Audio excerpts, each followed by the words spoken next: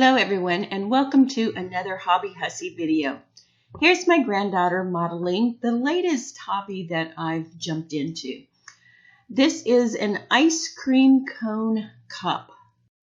Glitter tumblers are all the rage right now, but this is a little bit different. It doesn't have a whole lot of glitter on it, but these are the supplies that I need to do this type of tumbler.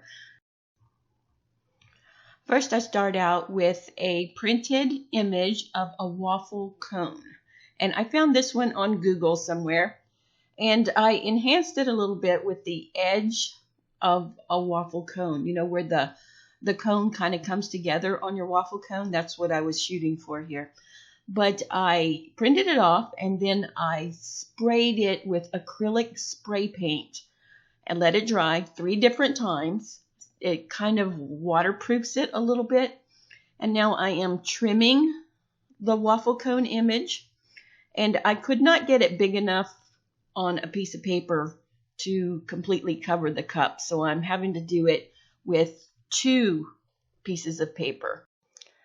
And I trimmed the image really close because I don't want any white showing on this cone. And here I am putting it on the cup, and the cup is tapered, so it's not the greatest fit, but since it's a waffle cone, I'm kind of using it to my advantage. And I'm putting Mod Podge all over the cup, on the side of the cup anyway. And then I will put the image onto the cup. And I smooth it on as well as I can. And make sure there is glue under every part of the paper to make sure that it sticks to the cup really well. And some of this is off camera and I apologize, but I kept it in the video so you could kind of see what was going on a little bit rather than not at all. So smooth it really well. And here I am measuring to see how much I need to cut off of this second piece of paper. And this is copy paper, by the way. I'm cutting off 3 rows of waffle. And then I am going to kind of splice these together, overlap just like 1 row of waffle, and try to put it exactly on top of it so that you can't tell that you spliced it together. And make sure there's glue under every part of it again. And then roll it around onto the cup.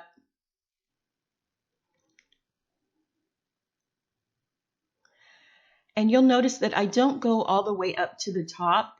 That's because the top is going to have ice cream on it, so I don't have to put it up all the way.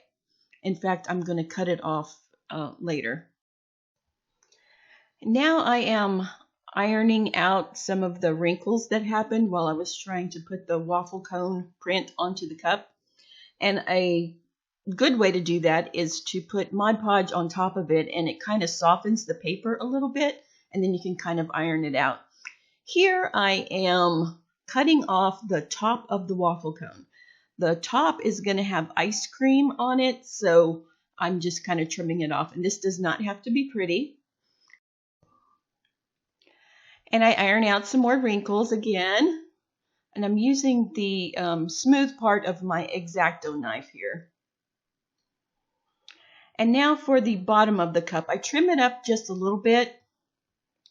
But I am going to fold the paper down onto the bottom of the cup. And first I'm kind of trial fitting. And make sure it all goes in there. And then I put some Mod Podge underneath. And then I put Mod Podge on top of it to soften it up again. And now I am pressing it down really well to make sure that it sticks to the cup really well.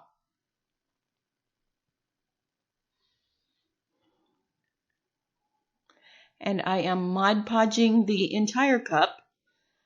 This just gives it another barrier to kind of waterproof it against the epoxy that I'm going to be doing later on.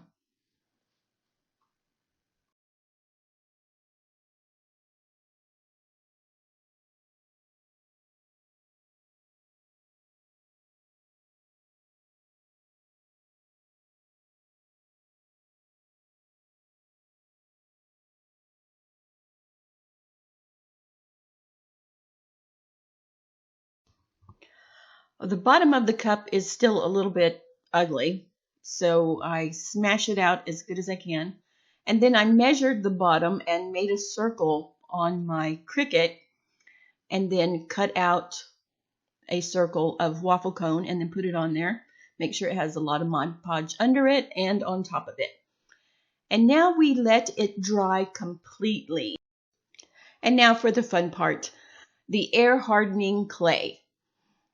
I work it a little bit and then I shape it into a lump, kind of like a cloud or an oval, and put it onto the cup, and it sticks to the cup really well. You just kind of press it on there.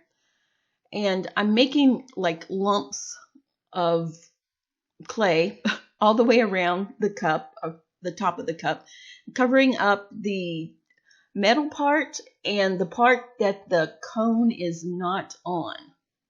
And that's why I didn't go all the way to the top with the waffle cone. Now we do not want the clay on the lip of the cup. So if you do get some, just carve it off or rub it off or whatever you need to do. And this clay takes 24 hours to dry, so you've got a lot of time to work with this.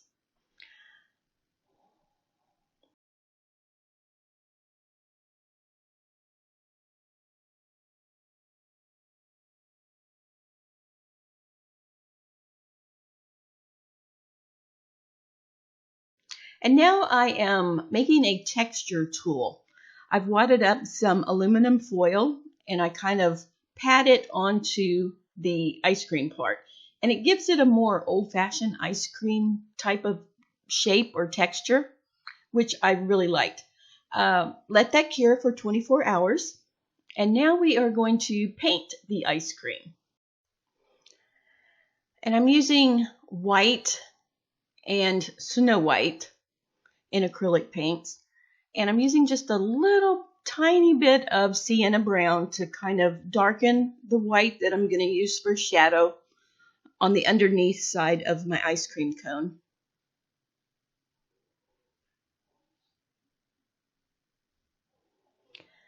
And this just gives it some dimension.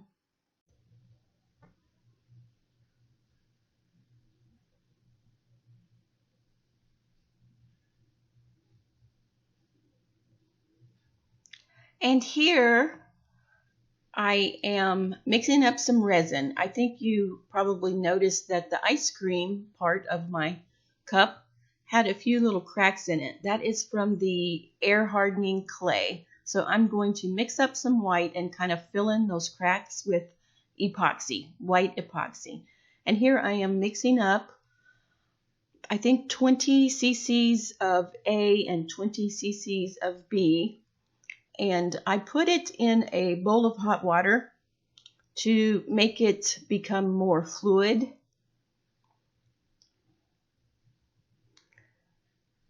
Mix it up really well.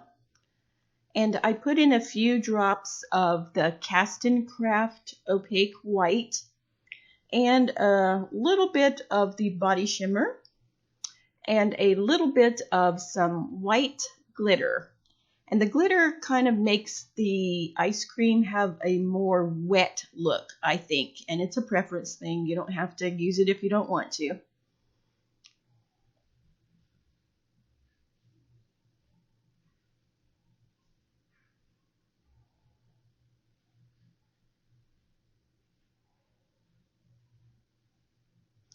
But mix it all in really well. Make sure the resin is mixed really well. And I let it sit for a few minutes, not a very long time, but probably about 10 minutes maybe. But you can see that I'm trying to fill in the cracks that the air hardening clay left.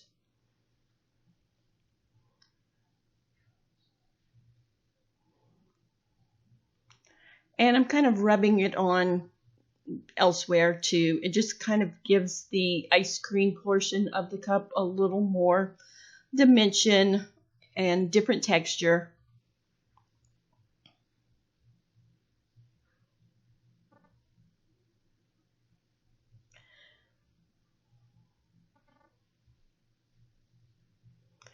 And I wipe out the inside of the cup from the white epoxy. It's a little easier to wipe out than it is to carve out later, so take your choice. And I put it upside down and let it cure. And I'm mixing up another white batch because this is my ice cream drips. And you don't have to have ice cream drips if you don't want to, but this is how I do it. A few drops of Cast & Craft opaque white, some more glitter. Mix it up really well, and I'm not actually doing it this fast. I've just sped up the video.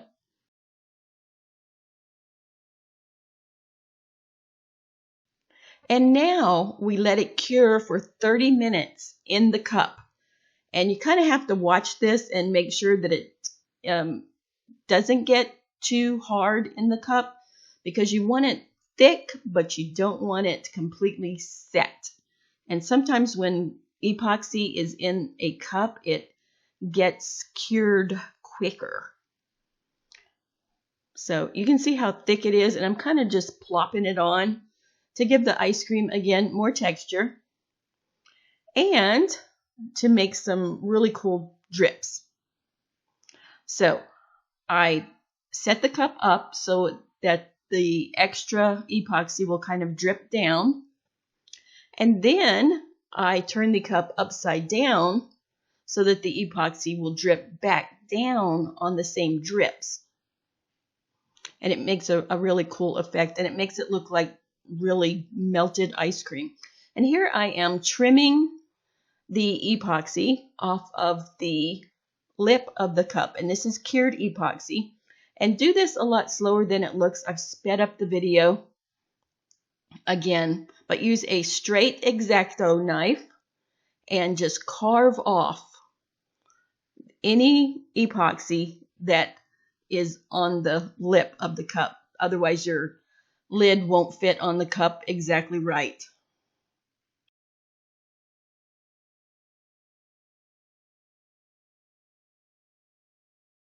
This is what the ice cream drips look like. Now I'm going to make the chocolate epoxy. I'm using Stone Coat Countertops Coffee Metallic powder, and it just turned out beautifully. So I did not use any of the acrylic paint, but that's what it looked like. And I added in some glitter because I like a little bit more sparkle, and it makes it a little more wet looking. Now we let that cure for 30 minutes or until it is thickened. And this is how thick I like the chocolate. And you just kind of put it on the top, and you can put as little or as much as you want on the top. And we're using it on the top because we're going to let it drip down, kind of like we did the ice cream drips. And you can put it everywhere like I'm doing, or you can just put a few little blobs here and there if you want. And you let it drip down. And it takes a good, 20 minutes to drip down like it's supposed to. And you can kind of control the drips by flipping the cup upside down or wiping it up with the popsicle stick like I'm doing.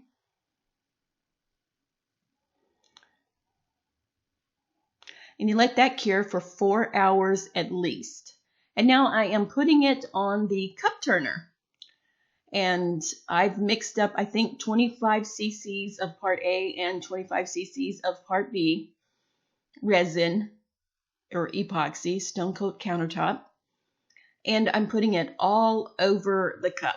Make sure you get some epoxy on absolutely every piece of that cup except the inside. Make sure you get the bottom, make sure you get the top. And always use gloves. And I think you'll notice that I don't have a glove on one hand, and that's so I can work the camera. But you let that cup turn for 4 hours. Then you let the cup cure for 6 hours. Now we are putting on the second coat of epoxy. And this coat, I put a little more epoxy in, and I'm putting some body shimmer in it because I want the top coat to be a little bit more shimmery than the last coat, because this is the final coat. And you put this one on a little bit thicker than the last coat, just because it's going to be the final coat.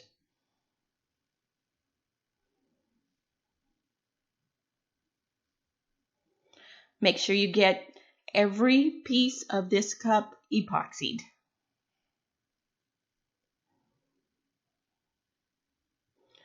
And when this is done, when you're done epoxying, you let the cup turner turn for 4 hours. And then you let it cure for 6 hours before you touch it. And don't touch this until it is done. You trim the epoxy off the lip again, and you wash the inside, and you put the lid on, and you have a very cute cup. And this is my very cute granddaughter modeling the cup. That's it. I hope you've enjoyed this one. Thank you for watching another Hobby Hussy video. Please like and subscribe for future videos.